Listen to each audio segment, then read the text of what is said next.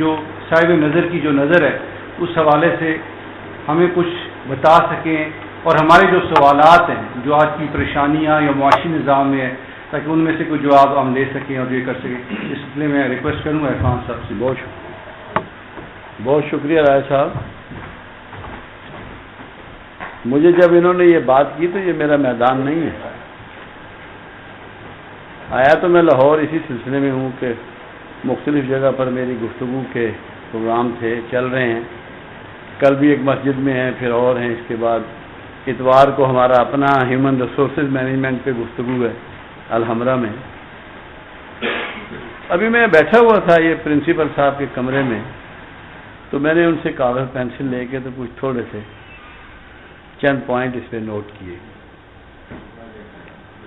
جن چیزوں پر معاشی معاملات کی اور معاش کی بنیادیں ہوتی ہیں، پہلے ہمیں تھوڑا سا اس کو سمجھنا پڑے گا، پھر ہم سمجھ پائیں گے آج کی انٹرنیشنل معاشی بدحالی۔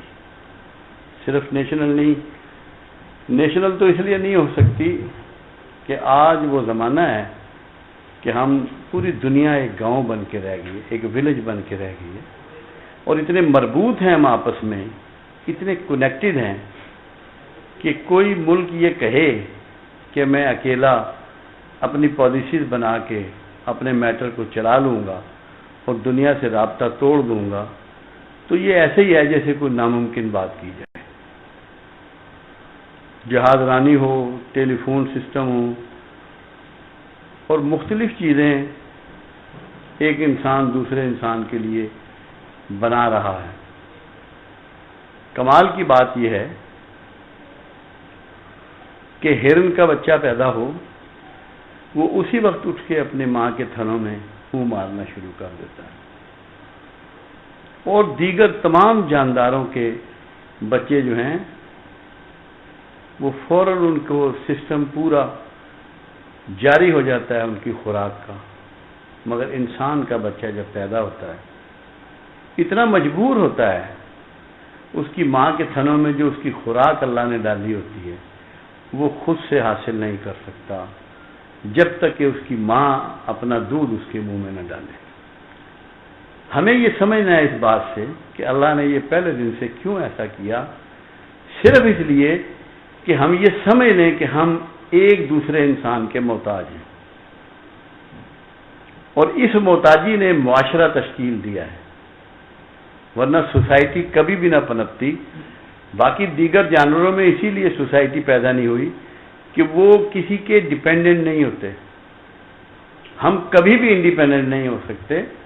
ہمارا معاشرتی ڈھانچہ اور سسٹم یہ ہے کہ ہم کسی نہ کسی کے ڈیپینڈنٹ ہیں، ہمیں انحصار کرنا ہے، اور جیسے جیسے آبادیاں بڑھی ہیں، ملک تقسیم ہوئے ہیں، کاروبار بڑھے ہیں، کاروبار کی شکلیں تقسیم ہوئی ہیں، تبدیل ہوئی ہیں، انسان زیادہ ڈیپینڈنٹ ہو گیا ہے۔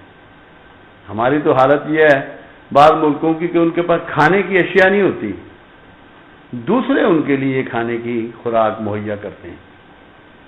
بہت سے ایسے لوگ ہیں کہ جن کے ادویات نہیں ہوتی، دوسرے ان کے لیے ادویات پیدا کرتے ہیں، اور یہ صدیوں سے ایسا رہا ہے۔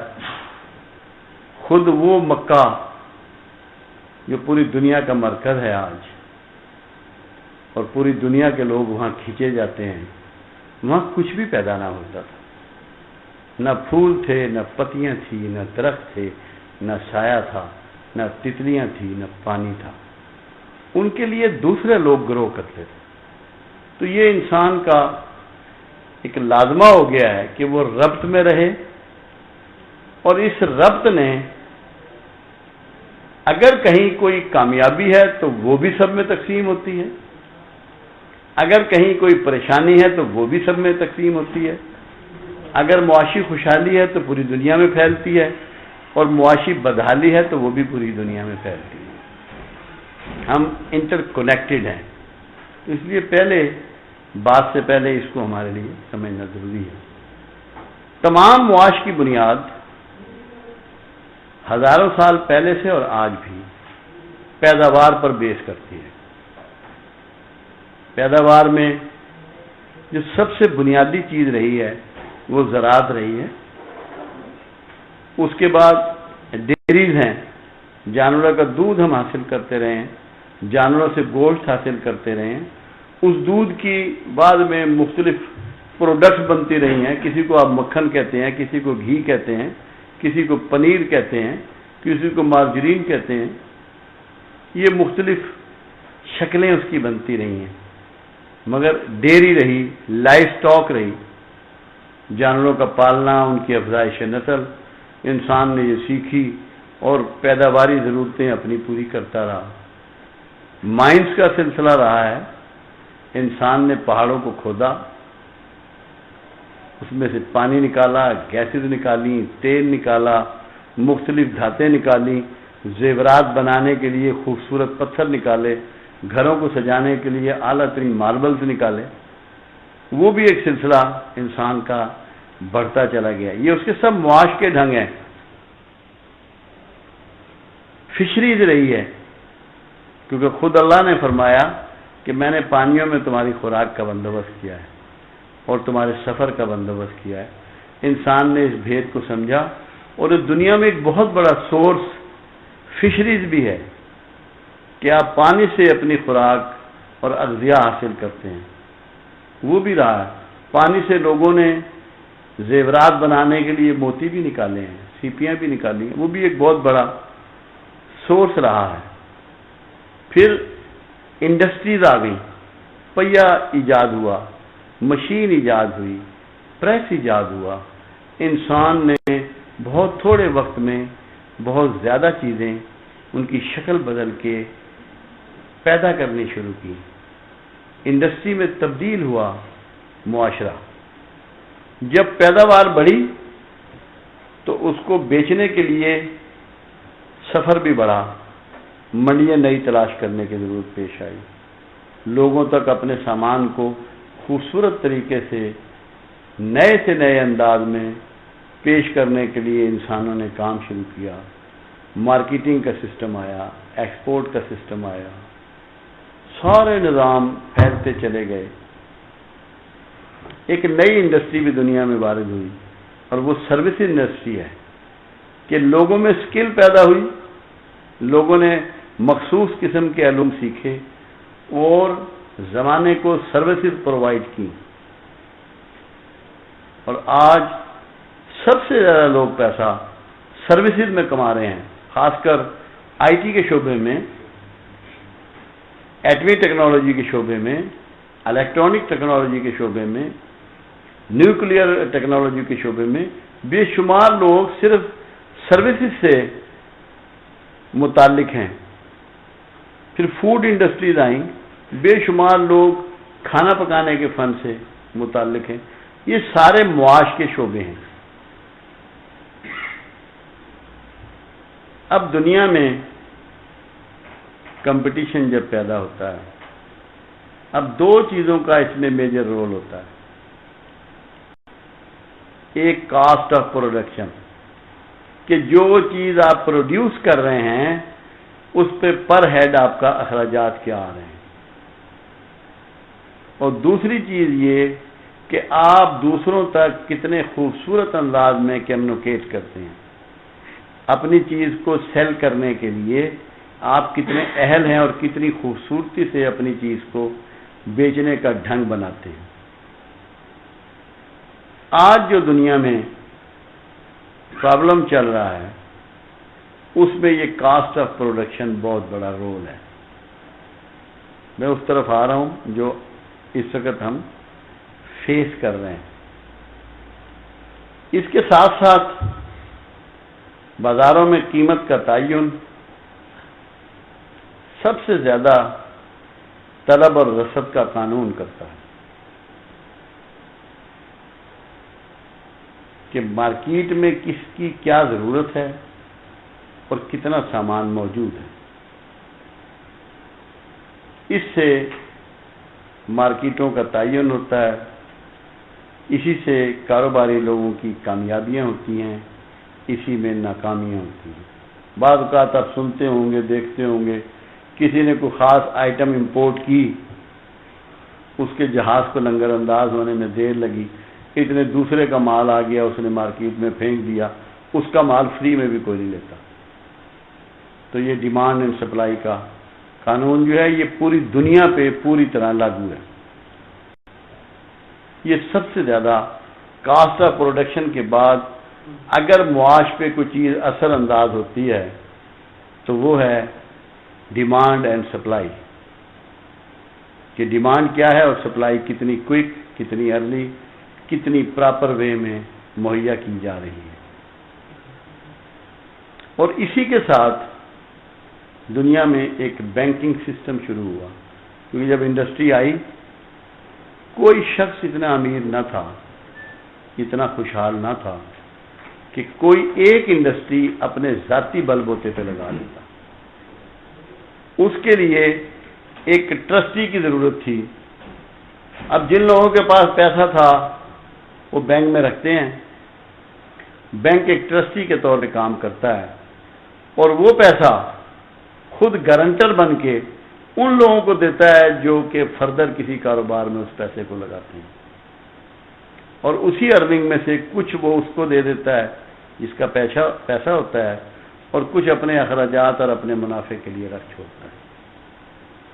تو بنیادی طور پہ وہ پیسہ کسی ادارے، کسی ملک، کسی شخص کا ہوتا ہے اور بینک کے پاس بطور امانت ہوتا ہے۔ بینک کے خاص ٹرسٹ پر وہ امانتیں جہاں بینک مطمئن ہو اور اچھی طرح قانون کے طریقوں سے باروور کو باندھ لے کہ پیسے کے نقصان کا خطرہ نہ ہو، وہاں اس ٹرسٹ پر وہ پیسہ لوگوں کو دیتا ہے انڈسٹری لگانے کے لیے۔ دیگر کاروبار میں ایک نیا کام شروع ہوا، پوری دنیا میں ہاؤسنگ کا ایک نیا فیکٹر نکلا، اس کے لیے بھی آج سے 20 سال پہلے ہاؤسنگ کے لیے کوئی پیسہ کوئی بینک نہیں دیتا تھا۔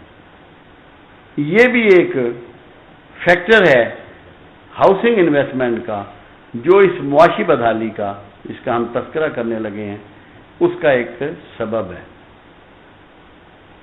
تو یہ سارے پھر جب حکومتیں اس میں انوالو ہو جاتی ہیں، کوئی ملک ایسا نہیں ہے جہاں بینکوں کے ساتھ حکومتیں انوالو نہیں ہیں۔ جو سوشلسٹ کنٹریز تھے یا کمیونزم کے ممالک تھے، انہوں نے تو بینکوں کو نیشنلائز کر لیا تھا، حکومت کی تحویل میں لے لیا تھا، اور وہ سمجھتے تھے کہ جو سرمایہ دار بینک چلا رہے ہیں یہ لوگوں کی ایکسپلائٹیشن کر رہے ہیں اور پراپرلی یہ کریڈٹ لوگوں کو نہیں دیتے، پراپر ریٹرن جو جن کا پیسہ ہے ان کو نہیں دیتے۔ حالانکہ وہ ان کی اپنی ایک پالیسی تھی، ان ملکوں کا سسٹم تھا، مگر بینک جو ہے وہ ایک بنیادی ادارے کی شکل رکھتا ہے۔ اور حکومتوں کی انوالومنٹ سے ایک بہت بڑا نقصان یہ ہوا، جب حکومتیں پریشان ہوتی ہیں، ان کے پاس فنڈز نہیں ہوتے، تو وہ بینکوں سے بڑے ہیوی قرضے لیتی ہیں، بڑے لانگ ٹرم قرضے لیتی ہیں۔ وہ بھی ایک معاشی بدحالی کا، جو ریسیشن آج چل رہا ہے، اس کے اسباب میں سے ایک سبب حکومتوں کا بینکوں سے قرض لینا بھی شامل ہے۔ اور یہاں تک کہ جب قرض سے بھی ان کا کام نہیں چلتا، ان کے پروجیکٹس میں ان کو پرابلم آتا ہے، تو وہ کرنسی چھاپتے ہیں۔ کرنسی کا چھاپنا سٹرینتھ پر ہوتا ہے۔ ہمیشہ سے، صدیوں سے کرنسی چھاپنے کے لیے جو سٹرینتھ استعمال ہوئی ہے اسے ہم گولڈ کہتے ہیں، کہ کس کے پاس کتنا سونا ہے اس سٹرینتھ پر اس کی ایک خاص پرسنٹیج سے کرنسی چھاپی جاتی ہے۔ آج کل تو ایک اس کے لیے انہوں نے قدر اور بنا لی ہے، کچھ ممالک نے پاؤنڈ کو اور کچھ نے ڈالر کو اس کا معیار مقرر کر لیا ہے کہ ہمارے پاس ڈالر کے کتنے ریزروز موجود ہیں، اس کے اگینسٹ بھی اپنی کرنسی چھاپتے ہیں، صرف گولڈ کے اگینسٹ ہی نہیں چھاپتے۔ تو افراط زر بھی معاشی بدحالی میں ایک کردار ادا کرتی ہے۔ اس نے بھی اس میں بہت سے کردار ادا کیے ہیں۔ اب ایک بات ہمیں سمجھنی ہے کہ پوری دنیا میں ریسیشن پیریڈ شروع ہوا، جو دنیا کی سب سے بڑی ویلتھ ہے، سب سے بڑی اسٹرینتھ ہے، سب سے بڑا فیلئر وہاں ہوا امریکہ میں۔ ان کے 94 بینک بند ہوئے، 94 بینک کلوز ہوئے، ان کے بے شمار شاپنگ مال کلوز ہو رہے ہیں، ان کے ہاں بے شمار جو پوسٹ آفیسز ہیں جو دیہاتوں میں تھے جن سے فیسلٹیز ملتی ہیں وہ کلوز ہو رہے ہیں، بے شمار بے روزگاری بڑھ رہی ہے۔ برطانیہ میں 72 بینک کلوز ہوئے، 72۔ برطانیہ کی گورنمنٹ نے عقل مندی کرتے ہوئے تقریباً 70 بلین کا فنڈز ان بینکوں کو دیے جو فردر بینک کرپٹ نہ ہوں، ہیلپ کی، ان کی سپورٹ کیا۔ امریکہ نے اپنا بہت بڑے سونے کے ذخائر جو ہیں وہ اوپن کیے اور اس کو سیل کر کے بینکوں کو ہیلپ کی، اور وہ ذخائر چائنا نے خریدے، انڈیا نے خریدے، وہ ان دو ممالک نے ان کو خریدا ہے۔ تو اب امریکہ کی فیلئر جو ہے وہ پوری دنیا کو اس نے اپنے اندر انوالو کر دیا کہ سب اس سے جڑے ہوئے ہیں، ہاتھی کے پاؤں میں، سب کے پاؤں میں ہاتھی کا پاؤں، وہ ہاتھی کا پاؤں میں سب اکٹھے ہو گئے۔ جب اس کے ہاں معاشی بدحالی ہوئی تو سب کے لیے مشکل بن گئی۔ اب ان کے ہاں معاشی بدحالی کیوں ہوئی، ہم نے تھوڑا سا اس پوائنٹ کو دیکھنا ہے، اور اسی معاشی بدحالی کا پھر ہم شکار ہوئے۔ سب سے پہلی چیز یہ ہوئی کہ انہوں نے دوسرے ممالک میں انوالو ہو کر، ان میں جنگوں میں انوالو ہو کر، انٹرنیشنل پالیٹکس میں انوالو ہو کر اپنی بیسک انرجیز، بیسک ریسورسز ادھر انویسٹ کرنے شروع کر دیے، اور جو چیز آپ کو ترقی سے ہمکنار کرتی ہے، جو آپ کو کامیاب کرتی ہے، وہ کسی کام کے لیے آپ کی ڈیووشن اور ڈیڈیکیشن ہوتی ہے۔ جب کسی ملک کے سربراہ کی یا ان کی اتھارٹیز کی یا ان کی انٹیلیجنسیا کی توجہ بڑھ جائے گی تو جس آسن و خوبی کے ساتھ وہ اس سے پہلے مملکت کا کاروبار چلا رہے ہیں وہ اس کمال اور خوبی کے ساتھ چلانا ممکن نہ رہے گا۔ تو یہ سب سے پہلا سبب تو یہ ہوا کہ ان کی توجہ بٹنے سے ان کے ہاں کمیاں آنی شروع ہو گئی۔ دوسری چیز یہ ہوئی کہ جنگوں میں جو اسراف ہوتے ہیں وہ ان کے کیریج کے ہوں، پیٹرول کے ہوں، خوراک کے ہوں، اسلحے کی سپلائی کے ہوں، ویپن کے استعمال کے ہوں، فوجیوں کے وہاں پہنچانے کے ہوں، ان کو وہاں لک آفٹر کرنے کے ہوں، راستے کے اخراجات ہوں، ممالک کو کوئی مدد دینے کے لیے ہوں کہ جو ان سے ڈفر نہ کریں اور ان کے ساتھ کوآپریٹ کریں، تعاون کریں، وہ ایکسٹرا اخراجات بننے شروع ہو گئے، پیدا ہونے شروع ہو گئے، جو سارے کے سارے ان پروڈکٹیو تھے، اس سے پروڈیوس کچھ نہیں ہو رہا تھا۔ تو ایک دن کا خرچہ جو ہے، ایک فوج اگر وہ سمندر میں آتی ہے اور سمندر سے حملہ آور ہوتی ہے یا کہیں جاتی ہے، تقریباً 2 ارب روپے کے برابر ہے ڈیلی کا۔ 2 ارب روپیہ امریکہ جیسے ملک کا ڈیلی کا خرچ ہوتا ہے۔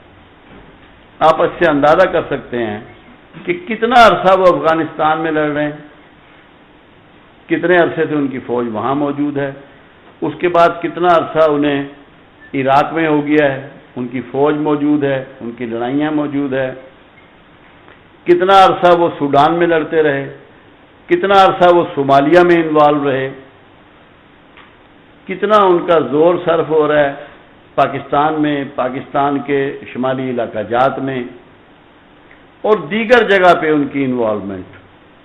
تو وہ جو ان پروڈکٹیو انویسٹمنٹ ان کی ہوتی رہی ہے وہ بھی ان کی معاشی بدحالی میں ایک کردار ہے، وہ بھی ایک بہت بڑا کردار ہے۔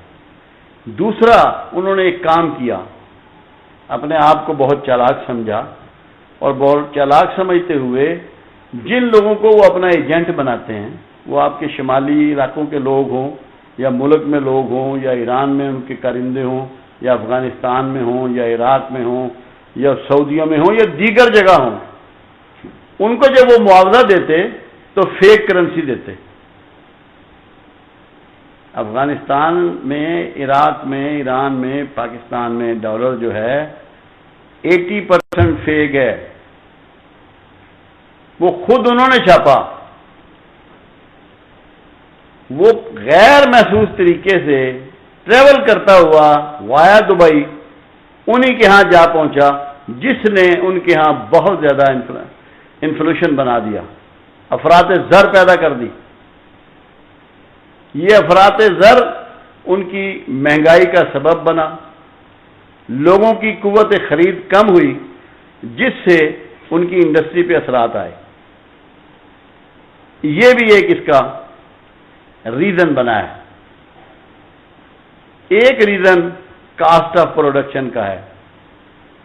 دنیا جب پھیلی، ٹیکنالوجیز آگے بڑھی، ممالک نے ہوش کیا، انڈسٹری لگانی شروع کی، تو ایک تو ریزن یہ ہوا کہ جو چیزیں ممالک چھوٹی سے چھوٹی بچوں کے کھلونے تک امپورٹ کرتے تھے، وہ انہوں نے خود پروڈیوس کرنا شروع کر دی، کلوتھ خود پروڈیوس کرنا شروع کر دی، شوز خود پروڈیوس کرنا شروع کر دیے، اور ایسی کنزیومنگ آئٹم جیسے ہمارے ہاں بجلی کی گھریلو چیزیں جو ہیں، اپلائنسز ہیں، چھوٹی گاڑیاں ہیں اور چیزیں، یہ سارے ممالک نے اپنے ہاں خود بنانی شروع کر دی،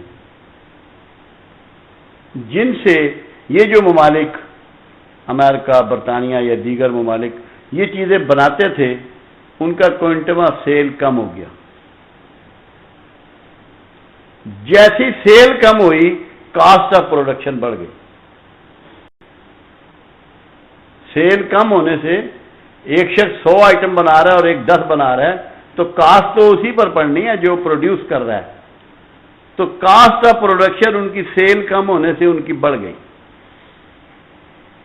دوسرا یہ ہوا کہ جو ان کا ٹیرف سسٹم ہے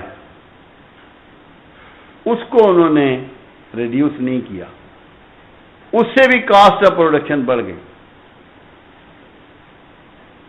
جس کی وجہ سے ان کی انڈسٹری جو ہے اس پہ بہت بھاری بوجھ آیا۔ ایک تیسرا فیکٹر جو بہت ہی امپورٹنٹ ہے، جس نے پوری دنیا کو گھیر لیا ہے، وہ چائنا ہے۔ چین میں بہت بڑی تعداد میں پروڈکشن ہوتی ہے اور بہت کم قیمت پر ہوتی ہے، ٹیرف بالکل نہیں ہے، بجلی بھی کارخانوں کی انہوں نے فری کر دی ہے، جو ٹرانسپورٹیشن ہے اس کی کاسٹ بھی بہت کم ہو گئی ہے۔ میکسیمم گاڑیاں جو کیریج کا کام کرتی ہیں ان کے ملک میں ود ان اے کنٹری، وہ ساکٹ لگے ہوتے ہیں روڈ پر، اور وہ گاڑیاں بجلی پر چلتی ہیں، وہ ساکٹ میں اس کو چارج کرتے ہیں بیٹری کو، اور وہ 70 سے 150 کلومیٹر تک کا سفر اس چارج پہ کرتی ہے، ان کو پیٹرول امپورٹ نہیں کرنا پڑتا۔ یہ صرف انہوں نے اسی لیے کیا کہ ان کی کاسٹ آف پروڈکشن پوری دنیا میں سب سے کم ہو۔ حالانکہ ہمارے پڑوس میں ہندوستان ہے، اس کی کاسٹ آف پروڈکشن بھی بہت کم ہے، کیونکہ لیبر کے پیسے نہیں ہیں وہاں، بہت تھوڑے ہیں، ٹرانسپورٹیشن کے پیسے بہت تھوڑے ہیں، مگر بجلی کی کاسٹ ان کے ہاں کافی ہائی ہے۔ تو وہ جو دنیا میں سب سے چیپ چیزیں چائنا نے بنانی شروع کی اور بے تحاشا بنانی شروع کی، جس کا نتیجہ یہ ہوا کہ وہ تمام اشیاء جو تمام ممالک بناتے تھے، امریکن ہو، اسکینڈینیویا ہو، یورپ ہو، آسٹریلیا ہو، فار ایسٹ ہو، جو بھی ممالک پروڈکشن کر رہے تھے، سب سے low cost of production China کی تھی، جس کی وجہ سے اس کی تمام اشیاء انتہائی سستی۔ ان سستی اشیاء کی وجہ سے دنیا کی پوری مارکیٹوں میں آج چائنا کا سامان ہے۔ ہندوستان جیسا ملک، چائنا کی جو اینول گروتھ ہے وہ 23% ہے، انڈیا کی اینول گروتھ 18% تھی، جو چائنا کی اس پروڈکشن کی وجہ سے انڈیا کی گروتھ گر کر 12% رہ گئی۔ ایسا ملک جہاں چیزیں سستی ہیں، لیبر سستی ہے، وہ بھی اس کے معاشی دباؤ تلے آ گیا۔ تو اس سستی انڈسٹری کی وجہ سے، سستی پروڈکشن کی وجہ سے اور لارج سکیل پر پروڈکشن کی وجہ سے یہ اثرات ہوئے کہ تمام ممالک جن کا میں نے ذکر کیا ہے، ان کی وہ انڈسٹری جو چھوٹے لیول کی تھی، جو کنزیومنگ آئٹمیں بناتی تھی، اب تو کار انڈسٹری بھی اس میں آ گئی ہے، وہ ساری کی ساری آلموسٹ بند ہو چکی ہے۔ اور وہاں تھا ہی بیس انڈسٹری پر، تو بے روزگاری کا ایک طوفان آ گیا۔ جب انڈسٹری بند ہوئی، اب یہ یہاں سے بات سمجھ میں آئے گی، تو جو کریڈٹس بینکوں کے انڈسٹریز کے پاس تھے وہ ریٹرن نہیں ہوئے۔ وہ کیسے واپس ہوتے؟ وہ ادارے تو بینک کرپٹ ہو گئے۔ جب وہ بینک کرپٹ ہو گئے تو بینک بھی بینک کرپٹ ہو گئے، کیونکہ وہ کریڈٹس واپس نہیں ہوئے، لوٹائے نہیں گئے۔ 10-15% انڈسٹری چل رہی ہوگی، باقی بند ہوگی۔ جو بڑے بڑے ٹریڈنگ کے ادارے تھے وہ بھی بند ہو گئے۔ تو وہ سارے لون جو تھے بینکوں کے، وہ پھنس گئے، سٹک اپ ہو گئے۔ تو بینکوں کی لیکوڈیٹی ریشو جو ہے وہ بہت زیادہ گر گئی، سنیش ہو گئی۔ ایک فیکٹر اور پورے ویسٹ میں، یہ ہمارے یہاں بھی شروع ہوا تھا، میجر جو باروور ہے جس کو کرایہ دیا جاتا ہے، وہ مارٹگیج پر ہیں، ہاؤس مارٹگیج۔ اور کمال کی بات یہ ہے کہ ہاؤس مارٹگیج ہے، یہ لانگ ٹرم انویسٹمنٹ ہے، unproductive investment, long term investment. اس میں بہت تھوڑا، بہت لمبے عرصے میں واپس آتا ہے۔ بھلے جتنا مرضی اس پہ سود کی ریشو ہو، مگر اس کا ریٹرن اتنا سلو ہوتا ہے اور اتنا لانگ ٹرم ہوتا ہے کہ بینکوں کا وہ پیسہ اس میں پھنسا ہی رہتا ہے۔ مگر جب یہ بے روزگاری کا طوفان وہاں آیا تو جو مارٹگیج سسٹم تھا، جس میں ہاؤسز تھے، شاپس تھیں، گاڑیاں تھیں، گھریلو سامان تھا، فرنیچر تھا، فریج تھا، ٹی وی تھا، یہ ساری آئٹمیں وہاں مارٹگیج پر ہی ہوتی ہیں۔ وہ لوگ جو قسطیں دے رہے تھے، انسٹالمنٹ پے کر رہے تھے، انہوں نے کہا ہم تو بے روزگار ہو گئے ہیں، انسٹالمنٹ پے کرنے کی شکل ہمارے پاس اب موجود نہیں ہے، اب ہم انسٹالمنٹ پے کرنے کے اہل اور قابل نہیں ہیں۔ میں نے خود جب میں باہر گھوما ہوں تو دیکھا ہے کہ بے شمار ہاؤسز جو لوگ مارٹگیج پے نہیں کر رہے تھے، انہوں نے سیل پر لگائے ہوئے تھے، اور بہت کم قیمت پہ، تاکہ سیل ہوں اور بینکوں کا جو پیسہ ہے وہ واپس آ جائے۔ مگر وہ سیل بھی نہیں ہو رہے، کیونکہ لوگ بے روزگار ہو رہے ہیں۔ بے روزگار آدمی مکان خرید نہیں سکتا، مارٹگیج پے نہیں کر سکتا۔ تو یہ بھی ایک بہت بڑا فیکٹر بنا ان کے ہاں کہ ان پروڈکٹیو لونز دینے کا۔ ایسے شعبوں میں ان کے بہت زیادہ کریڈٹ تھے جن شعبوں میں اب ان کی واپسی ہی نہیں ہو رہی۔ یہ بہت بڑا ایک میجر ان کا سبب بنا۔ دوسری ایک بہت بنیادی بات جو ہمیں سمجھنا ہے، یہ پوری دنیا کا سسٹم اسی طرح پھر سب اس میں انوالو ہوتے چلے گئے۔ اللہ تعالیٰ نے ایک بات کہی قرآن حکیم میں، اور میں تو بہت پہلے سے یہ بات کہہ رہا ہوں کہ اب جو اسلام پھیلے گا دنیا میں، اس کا سبب اسلام کا اکنامک سسٹم ہوگا، اسلام کا معاشی نظام ہوگا۔ اسلام نے معاشی نظام کی بنیاد آرڈر پر نہیں اٹھائی، آپ کی ول پر اٹھائی۔ اسلام آپ کو انوائٹ کرتا ہے، آپ کو موٹیویٹ کرتا ہے، آپ کے ساتھ سستی یا زیادتی نہیں کرتا۔ سود لینے پر یا دینے پر کوئی حد لاگو کی اللہ نے؟ کوئی ہے ایسی بات، کوئی مثال ہے کہ حد لاگو ہوتی ہو، حد نہیں لاگو ہوتی۔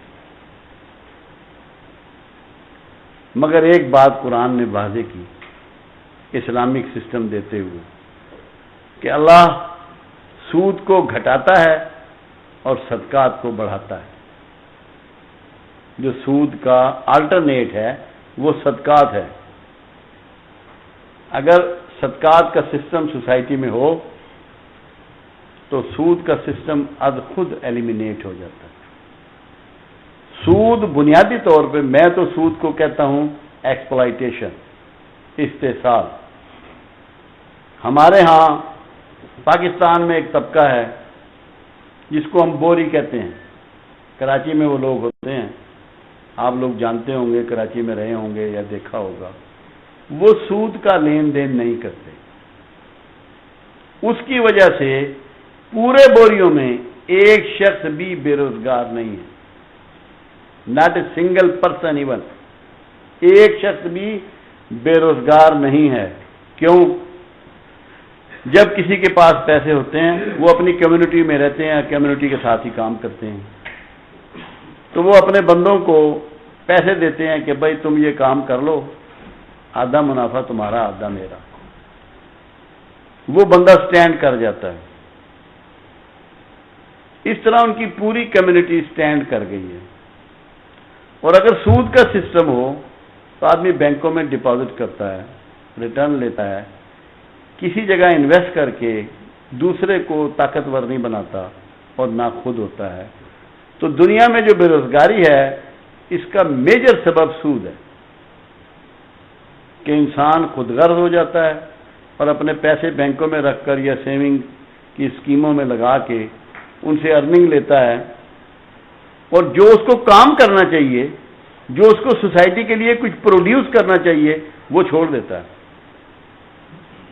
تو وہ سود میں انوالو ہونے کی وجہ سے بھی کاسٹ آف پروڈکشن بڑھ جاتی ہے کہ اگر ایک ملک میں یا ایک شہر میں 100 آدمی کام پہ لگے ہوئے ہوں تو پروڈکشن یقیناً زیادہ ہوگی۔ جب پروڈکشن زیادہ ہوگی تو کاسٹ آف پروڈکشن کم ہو جائے گی۔ تو وہ لوگ پیسہ بینکوں میں رکھ کر یا ایسے اداروں میں جو اس کو سود دیتے ہیں مطمئن ہو کے گھر بیٹھ جاتے ہیں اور کام چھوڑ دیتے ہیں۔ بے شمار لوگ ایسے ہیں، وہ خود معاشرے پہ ایک بوجھ بنتے ہیں اور بے روزگاری کے اسباب پیدا کرتے ہیں۔ تو یہ جو بے روزگاری میں دنیا بھر میں اضافہ ہے اس کی سب سے بڑی وجہ سود ہے۔ اور کیونکہ قرآن پروردگار عالم کی ایک حقی سچی کتاب ہے اور اس کے فارمولے اللہ کے دیے ہوئے ہیں جو میکر ہے اور مالک ہے اور خالق ہے، کوئی ان سے ٹکرا نہیں سکتا۔ میرا یہ خیال بہت عرصے سے تھا کہ یہ ممکن نہیں ہے کہ اللہ یہ فرمائے کہ میں سود کو گھٹاتا ہوں اور سود کے سسٹم پہ اپنی اکانومیز کو چلانے والے برباد نہ ہوں۔ باخدا میں آپ کو 15-20 سال سے میں کوئی ایک دن ایسا ہوگا یہ نہ سوچتا ہوں۔ مجھے کوئی اچنبھا نہیں ہوا جب میں نے سنا کہ اتنے بینک بند ہو گئے، اتنے بینک بند ہو گئے۔ آج اب دیکھیں، آپ کو معلوم ہے کہ اسپین بینک کرپٹ ہو چکا ہے، 50 لاکھ سے اوپر لوگ اس کے فارغ ہیں۔ اٹلی بینک کرپٹ ہو چکا ہے۔ اگلے 4 ماہ میں آپ فرانس کا سن لیں گے، اگلے نیکسٹ 6 منتھ میں آپ برطانیہ کا سن لیں گے، اور اس کی بنیاد سود پر ہے۔ کیوں؟ اللہ بڑا صبر کرنے والا ہے، رسی دراز کرتا ہے، ویٹ کرتا ہے کہ شاید آج لوٹ آئیں، شاید آج لوٹ آئیں، شاید آج لوٹ آئیں۔ اور اللہ کا یہی انتظار، کعبۃ اللہ میں 300 سال تک بت ٹنگے رہے اور اللہ اس انتظار میں رہا کہ شاید یہ پلٹ جائیں، شاید یہ پلٹ جائیں۔ نہیں پلٹے۔ اب اللہ نے اپنا کام دکھانا شروع کر دیا۔ اب یہ کسی حال میں معاشری برتری کو نہیں جائیں گے جب تک کہ سود کے سسٹم کو ہمیشہ ہمیشہ کے لیے ختم نہیں کریں گے۔ یہ بنیادی ایکسپلائٹیشن ہے اور اللہ نہیں چاہتا کہ اس کے بندوں کا استحصال کیا جائے۔ تو اس میں جہاں دیگر میں نے آپ سے باتیں کی ہیں اس میں سود کا سسٹم بھی بہت امپارٹنٹ ہے، اور یہ بغاوت ہے اللہ سے اور اس کے سسٹم سے، چاہے وہ مسلمان کر رہے ہوں یا دیگر مذاہب کے لوگ کر رہے ہوں، وہ سب ایکول ہیں۔ سود کا لین دین کرنے والے اللہ کے لیے سب ایکول ہیں۔ کوئی مسلمان اللہ کے نعوذ باللہ رشتہ دار نہیں ہے، کہ ان کے لیے اللہ کا رویہ کو لینینٹ ہوگا قوانین توڑنے پہ اور باقیوں کے لیے سخت ہوگا، ایسا نہیں ہے۔ اور ایک چیز اور، یہ کل وہاں مذاکرے میں بھی میں نے اس کو بات کو بیان کیا کہ ہم لوگوں نے زیادہ آسائشوں کی زندگی اپنا لی، مرد ہوں یا عورتیں، میکسیمم ان کے پاس اتنی چیزیں ہوتی ہیں کہ اگر وہ 200 سال بھی عمر پائیں تو خرچ نہیں کر سکتے، استعمال نہیں کر سکتے۔ آپ گھروں میں جائیں، عورتوں کی وارڈروب دیکھیں، ان کے بیڈ کے نیچے ان کے جوتوں کی تعداد دیکھیں، آپ گن نہیں سکتے، اور وہ بڑھتی چلی جاتی ہے۔ پھر اپنی کسی کام کرنے والی کو، کسی کمزور رشتے دار کو وہ بانٹ رہا ہوتا ہے، اور سب اسراف ہو رہا ہوتا ہے، اشیاء استعمال میں، فرنیچر میں، کراکری میں، لباس میں، جوتوں میں، کھانے میں۔ جتنا کھانا ایک گھر میں پکنا چاہیے اس سے 3 گنا پکتا ہے۔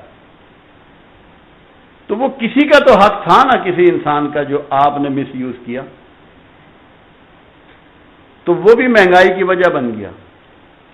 اسراف سے آپ بھی کمزور ہوئے، اور جب ایسا وقت آیا کہ جب پیسوں کی ضرورت تھی تو پھر مضبوط رشتہ داروں کی یا پڑوسیوں کی طرف دیکھ رہے ہیں کہ یہ مجھ سے کوئی کوآپریٹ کرے، کوآرڈینیٹ کرے تو میرا نظام چلے۔